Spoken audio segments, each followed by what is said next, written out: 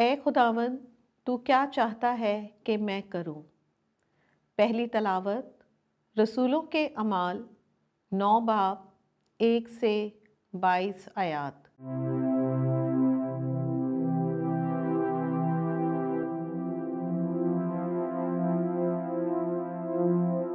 ان دنوں میں شاؤل ہنوز خداوند کے شاگردوں کے دھمکانے اور قتل کرنے کا دم مارتا ہوا کاہن اعظم کے ہاں گیا اور اس سے دمشق کے عبادت خانوں کے لیے اس مضمون کے خط مانگے کہ جن کو وہ اس طریق پر پائے، خواہ مرد خواہ زن، ان کو باندھ کر یروشلم میں لائے۔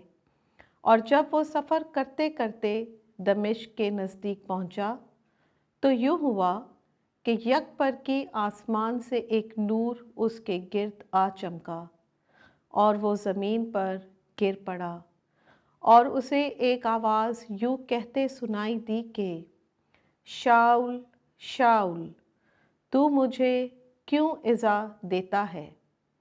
اس نے کہا اے خداوند تو کون ہے؟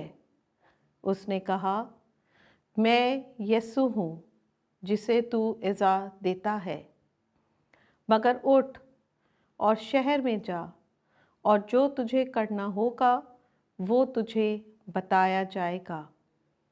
جو آدمی اس کے ہمراہ تھے وہ حیران ہو کر کھڑے رہ گئے، کیونکہ آواز تو سنتے تھے مگر کسی کو دیکھتے نہ تھے۔ اور شاؤل زمین پر سے اٹھا، اور جب اس نے آنکھیں کھولیں تو اس کو کچھ دکھائی نہ دیا۔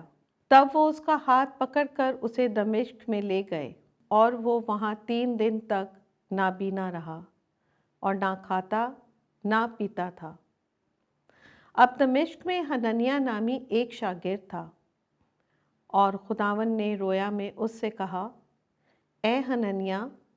وہ بولا اے خداوند میں حاضر ہوں۔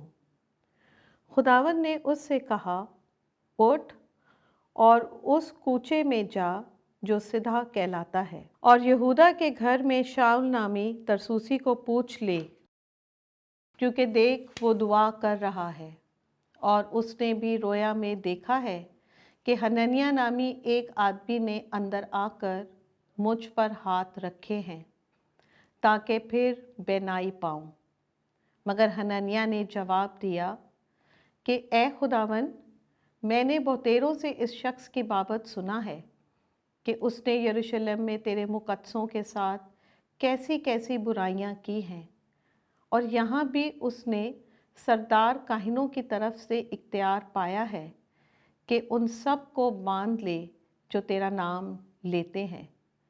مگر خداوند نے اس سے کہا کہ تو جا، کیونکہ یہ میرا چنا ہوا وسیلہ ہے کہ میرے نام کو غیر قوموں اور بادشاہوں اور بنی اسرائیل پر ظاہر کرے، اور میں اس کو دکھا دوں گا کہ میرے نام کے لیے اسے کتنا دکھ اٹھانا پڑے گا۔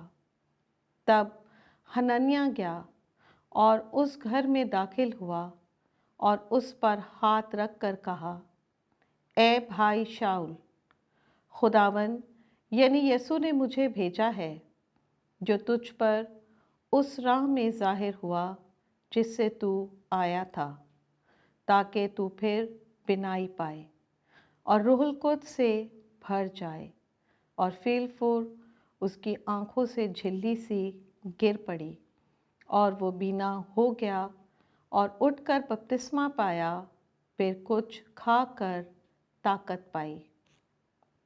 اور وہ کئی دن ان شاگردوں کے ساتھ رہا جو دمشق میں تھے، اور وہ فوراً عبادت خانوں میں یسوع کی منادی کرنے لگا کہ وہ خدا کا بیٹا ہے، اور سب سننے والے حیران ہو کر کہنے لگے کہ کیا یہ وہ نہیں جو یروشلم میں اس نام کے لینے والوں کو تباہ کرتا تھا؟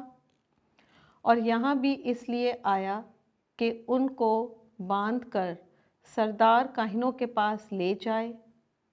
لیکن شاؤل کو اور بھی قوت حاصل ہوتی گئی، اور وہ اس بات کو ثابت کر کے کہ المسیح ہی ہے ان یہودیوں کو جو دمشق میں رہتے تھے حیرت دلاتا رہا۔